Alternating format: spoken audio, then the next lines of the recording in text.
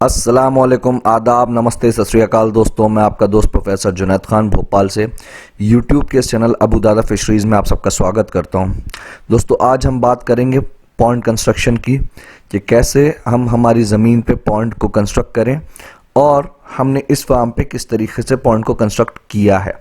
तो हम पॉन्ड का यूज़ कैसे फ़िश फीड को जनरेट करने में भी कर सकते हैं और मछली पालने में भी कर सकते हैं।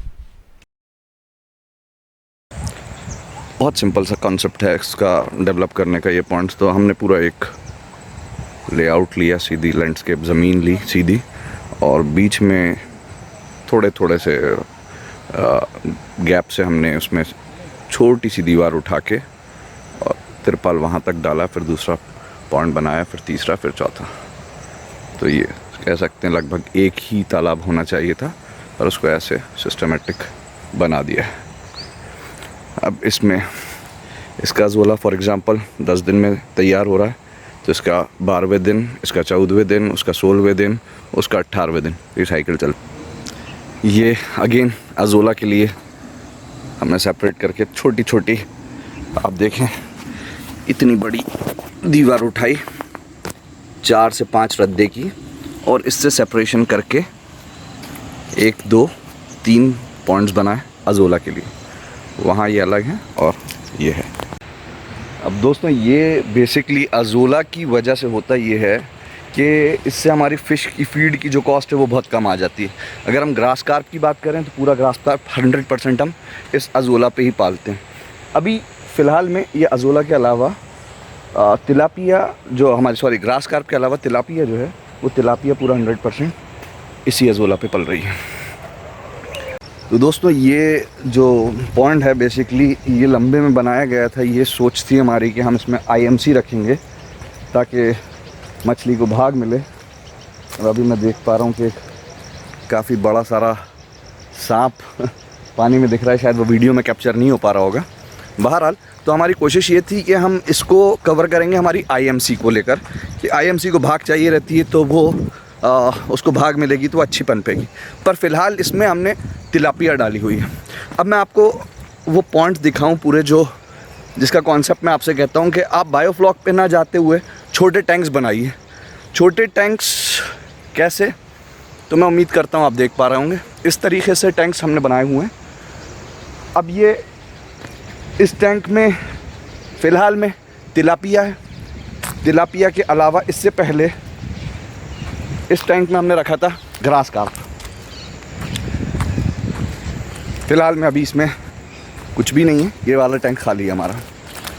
ऐसे ही आगे छोटे छोटे पॉइंट्स बनाए गए हैं। ये वाले तालाब में अभी फ़िलहाल में तिलापिया ही डली हुई है। अब आप ये पॉन्ड को देखें ध्यान से, इसका कंस्ट्रक्शन किस तरीके से हुआ है।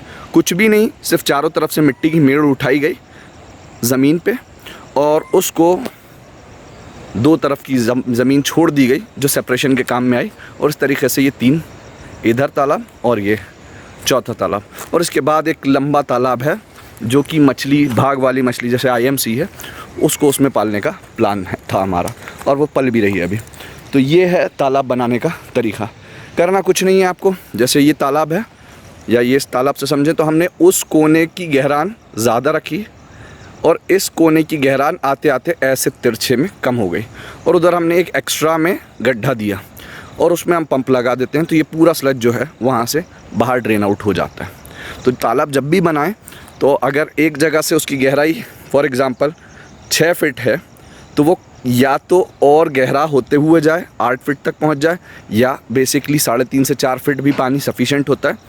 तो आप 3.5 फीट से स्टार्ट करें या 3 फीट से स्टार्ट करें और उसको ऐसा स्लोप देते हुए उसको 4-5 फीट तक लेके जाएं, और वो कोने में एक आप एक्स्ट्रा गड्ढा दे दें जहाँ पे आप मोटर लगा सकते हैं। तो ये पूरा जो एक्चुअल में आपको मोटर लगानी है, कैसे लगानी है, ये मैंने पिछले वीडियोस में बताया हुआ है। और कुछ लोगों के इधर पानी नहीं रुकता है, तो उनके लिए ये है कि भाई इसमें तिरपाल बिछाया जाए। वो तिरपाल के लिए तिरपाल कैसे ख़रीदना है, क्या करना है, उसका भी मैं पिछला वीडियो में बहुत डिटेल में और बहुत डेप्थ में बता चुका हूँ। मैं उम्मीद करता हूँ आप लोग ने देखा होगा, नहीं देखा होगा तो आप देख लीजिएगा उसको। तो ये कॉन्सेप्ट है इसका पॉन्ड का। अब दोस्तों मैं बात करूं, ये जो हमारा पॉन्ड है ये बेसिकली हमने आईएमसी के हिसाब से प्रिपेयर किया था। तो लेंथ में इसको हमने काफ़ी ज़्यादा लंबा रखा हुआ है ताकि आईएमसी को जो है वो भाग मिले। पर फिलहाल इसमें आईएमसी ना छोड़ते हुए इसमें से आईएमसी में से सिर्फ हमने एक ग्रास कार्प छोड़ी हुई है, और इसके अलावा इसमें ज़्यादातर जो पूरी मछली है वो तिलापिया है।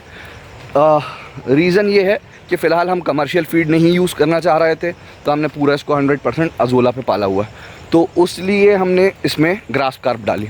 और यहाँ से ऑलरेडी हार्वेस्ट किया जा चुका है काफ़ी सारा। फ़िलहाल में इसमें तकरीबन 8000 पीसेज़ हैं तिलापिया के, और तकरीबन 3500 पीस हैं ग्रास कार्प पे।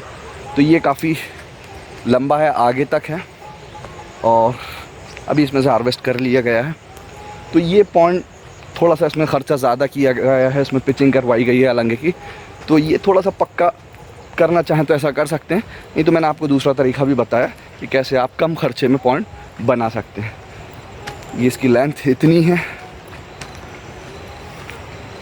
यहाँ तक है, और इसमें भी कॉन्सेप्ट वैसा ही है।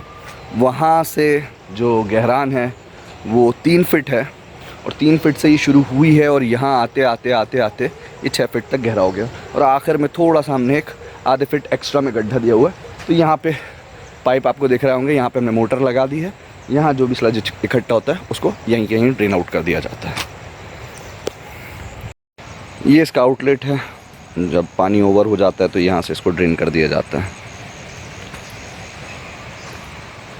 तो दोस्तों ये वाला भी जो तालाब बना है, ये मैंने आपको बताया कि बेसिकली कोई एक्स्ट्रा में अलग से गड्ढा नहीं खोदा गया है, सिर्फ समतल ज़मीन थी, प्लेन ज़मीन थी, उसके आसपास क्यारी हमने मिट्टी से उठा दी, और इस तरीके से ये वाला एक नया पॉन्ड अभी तैयार हुआ है।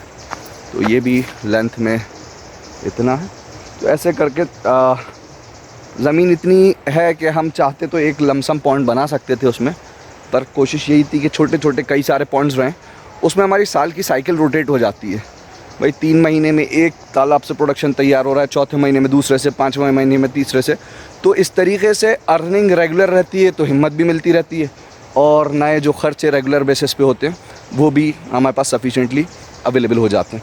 अगर यही हम एक तालाब में करते तो वो बड़ी छोटी, उसमें आप मिक्स बच्चा बहुत स्पीड में पनप नहीं पाता, ग्रेडिंग करनी पड़ती है, और ग्रेडिंग करो तो फिर छोटा बच्चा कहाँ शिफ्ट करो, बड़ा कहाँ शिफ्ट करो, इससे अच्छा वो अलग अलग पॉइंट्स के हिसाब से ग्रेडिंग हम करके जो बच्चा जिस साइज़ का उस तालाब में छोड़ दिया जाता है। तो दोस्तों ये है। अब ये जो नीचे लेवल पे ज़मीन दिख रही है, यहाँ पे भी सेम इसी तरीके से क्यारी बीच से उठी हुई है, एक उधर से मिट्टी का और थोड़ा सा हाइट दे के उठाना है, और यहाँ पे एक नया तालाब तैयार हो रहा है।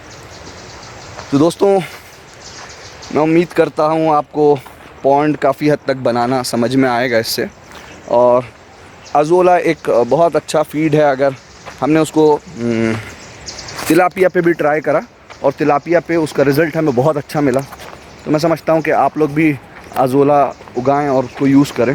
हालांकि अगर हमने क्योंकि 100% अज़ोला पे पाला था, तो जो मछली की लेंथ आ गई थी, मछली बहुत ज़्यादा वेट में नहीं आई थी।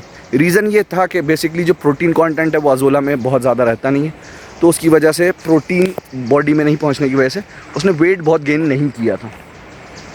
पर अब सोचा ये है कि 4 से 5 महीने तक उसको 100% अज़ोला पे रखेंगे, और लास्ट के जो हार्वेस्ट करने का टाइम होगा उसमें 1 से 1.5 महीने पहले से हम लोग ये कमर्शियल फीड स्टार्ट कर देंगे।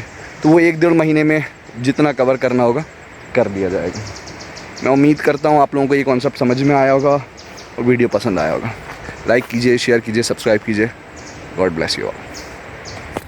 ये हमारे साथ जावेद भाई, जो बेसिकली पूरा इसके पीछे जो पूरा दिमाग है, नर्सरी और पूरा प्लांटेशन और पूरा जो क्यारियाँ, जो पॉन्ड आपने देखे, वो सब उम्र के साथ मैं इनके हौसले और हिम्मत की दाद देता हूँ कि ये इन्होंने किसी तरीके की कोई कमी नहीं छोड़ी। और जो अज़ोला का एक्सपेरिमेंट है उसमें भी मैं समझता हूँ कि हमारे इस एरिया में पहला एक्सपेरिमेंट इन्होंने ही किया होगा और बहुत सक्सेसफुली उसके रिज़ल्ट्स निकाले। वो वीडियो भी मैं आपको दिखाऊंगा, जो मछली का हार्वेस्ट हुआ था वो कैसे मार्केट में सेल आउट किया गया। तो ये जावेद भाई, जावेद कमाल साहब।